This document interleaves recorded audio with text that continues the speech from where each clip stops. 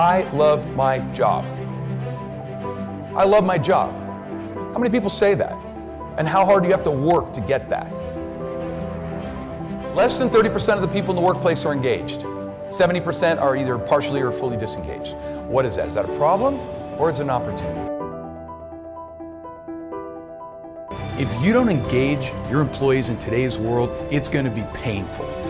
You're not going to get the buy-in, you're not going to get the commitment, and you're not going to get the extra effort from them that you need to compete in today's world.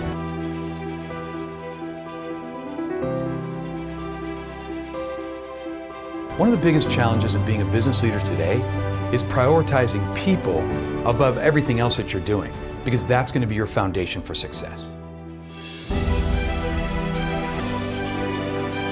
Let me tell you a story of success and failure, my own, and it's not pretty. When I became a leader, I figured it was all about results. When I ran work like many of you, I measured my success with visible results. Make money, hit the schedule, please a client, don't get anybody hurt.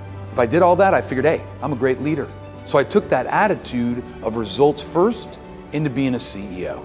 Now I had the opportunity to be a CEO pretty early.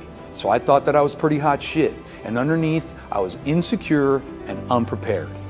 So the best way for me to feel like a success was to push people as hard as I could to get those results, to meet the metrics, to feel secure in the leadership role. But here's what happened. I got the results. I hit all the metrics. I killed it on the outcomes. And I thought I was a